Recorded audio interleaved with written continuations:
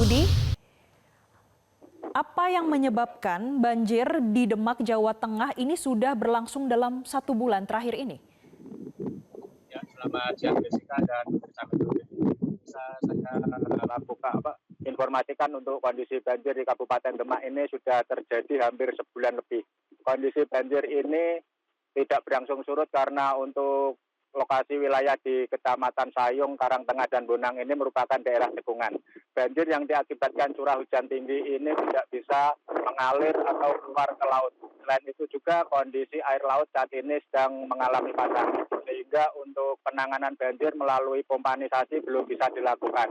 Ketinggian banjir yang mencapai 1,2 meter ini tidak bisa dikeluarkan karena untuk kondisi banjir yang berada di sungai juga masih sangat tinggi. Dan saat ini ada sekitar 20 titik pompa yang sudah disiapkan pemerintah kabupaten. Namun pompa-pompa tersebut tidak bisa difungsikan karena ketinggian banjir masih sama ketinggian air yang ada di pemukiman, sama dengan kondisi yang berada di sungai. Ya, Jessica. Baik, Anda menyampaikan pompa di sana belum bisa bekerja dengan baik. Lalu apa yang dilakukan para stakeholder agar ada upaya banjir segera surut? Dan bisa Anda gambarkan apakah benar di sana cuacanya ini saat ini mendung, hujannya seperti apa atau seperti apa kondisi di sana saat ini? Ya, bisa saya informasikan untuk kondisi saat ini untuk cuaca di lokasi saya melaporkan ini sedang terjadi hujan gerimis dan kondisinya mendung. Tadi sebelum saya melaporkan ini terjadi hujan lebat. Dan untuk saat ini dari stakeholder dari pemerintah Kabupaten Demak sudah menyiapkan posko-posko pengungsian dan dapur umum. Ibu, bagaimana Bu untuk persiapan besok? Ini sepertinya hari besar banget ya, karena besok sudah akan launching untuk program MCU gratisnya. Bagaimana Bu sebarannya untuk di hari pertama nanti? Mas, terima kasih. Jadi memang insya Allah mudah-mudahan besok adalah hari yang bahagia karena ini adalah kado dari negara untuk masyarakat yang berulang tahun. Dan sampai sejauh ini kami terus berproses. Kemarin juga sudah dilakukan preskon. Sebagai contoh ada 6 provinsi yang kami ambil untuk dinas kesehatannya sampai sejauh mana persiapannya. Mereka sudah melakukan simulasi, sudah melakukan sosialisasi, dan alhamdulillah mereka bisa melakukannya untuk besok pagi. Jadi diharapkan untuk seluruh puskesmas di Indonesia akan bergerak pada launching 10 Februari 2025, baik itu juga untuk SDM, baik untuk kelengkapan sarana dan prasarana, serta peralatan untuk alat periksa. Oke, dari puskesmas sudah disiapkan dan tadi Ibu juga sempat menyampaikan terkait dengan sosialisasi juga terus dilakukan. Tapi sejauh ini Bu, sosialisasi yang dilakukan akan seperti apa? Mungkin ada yang belum tahu juga Bu. Kemarin yang Januari ulang tahunnya sudah lewat, kira-kira mereka kapan nih bisa melakukan MCU gratisnya nih? Iya, memang kita kan banyak nih masyarakatnya. Tentunya kita sosialisasi mempergunakan institusi teman-teman kita yang ada di kementerian dan lembaga, kemudian juga organisasi masyarakat, kemudian perguruan tinggi. Semua kita minta untuk bersosialisasi, mensosialisasikan hal tersebut.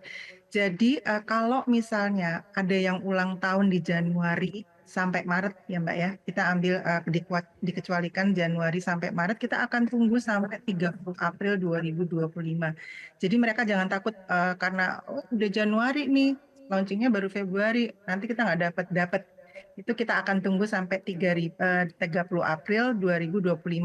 Ada juga kalau misalnya mereka berulang tahun di tanggal ulang tahunnya, misalnya ulang tahun tanggal 5 Mei, dan kemudian nggak bisa datang nih tanggal 5 Mei-nya. Kita akan tunggu sampai H+30. Mereka boleh mengubah tanggalnya menjadi tanggal yang mereka bisa hadir. Sudah ada asesmen awal, apa yang terjadi sebenarnya di gedung BPN? Ya, pertama-tama saya ingin mengucapkan rasa terima kasih atas perhatian seluruh masyarakat Indonesia yang telah memberikan atensi terkait dengan apa yang terjadi pada kantor kami. Malam tadi, hampir pukul 11 malam, telah terjadi kebakaran di salah satu area gedung Kementerian ATR BPN di Jalan Singamangaraja nomor 2, tepatnya di lantai 1, di Biro Humas. Jadi Biro Hubungan Masyarakat lebih khususnya lagi di Subbak Pelayanan Informasi Publik dan Penerimaan Pengaduan Masyarakat. Jadi itu kejadiannya cepat sekali dan juga penanganannya cukup cepat, sehingga kita harus mengapresiasi teman-teman dari Damkar dan teman-teman jajaran Pak Wali Kota Jakarta Selatan yang telah bisa melokalisir api sehingga tidak merembet kemana-mana. Nah ini seperti kita lihat di monitor, ini adalah salah satu ruangan Biro Humas. Jadi Biro Humas itu punya 2 ruangan, ini salah satu, dan dari ruangan yang dilihat oleh pemirsa ini, di dalamnya itu ada 2 bagian, tetapi yang terdampak 2 bagian 4 subak, tetapi yang terdampak itu hanya 1 subak atau 20% dari keseluruhan ruangan yang kita lihat bersama ini. Ya alhamdulillah, puji syukur pada Tuhan, teman-teman dari Damkar dan juga teman-teman dari Puslapfor sudah mengerjakan tugasnya dengan sangat baik. Kita tunggu saja perkembangan apa dari hasil penelitiannya. Pak Horison, kami ingin mengkonfirmasi benar 25% dari ruangan sudah terbakar dan apakah ada dokumen penting juga Pak yang ikut terbakar? Ya, seperti yang saya sampaikan tadi, itu adalah salah satu dari gedung atau ruangan Biro Humas yang berada di lantai 1, berdekatan dengan loket penerimaan pengaduan masyarakat dan pemberian informasi publik atau PPID. Nah, di dalam gedung itu, di dalam ruangan itu ada 2 bagian dan 4 subak. Yang terbakar adalah 1 subak. Jadi memang kalau dipresentasikan 20% memang gambarannya kira-kira seperti itu. Untuk dokumen, kami kan sehari-hari memang bekerja di bidang administratif, menyiapkan konten-konten informasi publik, melayani kebutuhan media, penyiapan rilis, maupun memproses pengaduan masyarakat atau permintaan informasi masyarakat. Jadi kalaupun ini kita belum tahu nih dokumen administrasi seperti apa, tapi kalau melihat ruangan yang terkena, ini kayaknya ruangan kerja teman-teman yang sehari-hari dibuat untuk menyiapkan konten dan administrasi pekerjaan lainnya. Begitu Mbak Jessica, Mas Anggi. Jadi bukan dokumen-dokumen penting misalnya kayak surat tanah atau informasi, karena kan lagi rame soal pagar laut begitu Pak, dokumen-dokumen pagar laut itu nggak ada di situ ya? Alhamdulillah enggak, karena kalau dokumen-dokumen itu mostly ada di kantor pertanahan masing-masing kan, buku tanah, surat ukur. Kemudian kalau di kantor kementerian itu hal-hal yang sifatnya teknis itu dokumennya ada di dirjen teknis masing-masing. Alhamdulillah puji Tuhan itu tidak tersentuh api.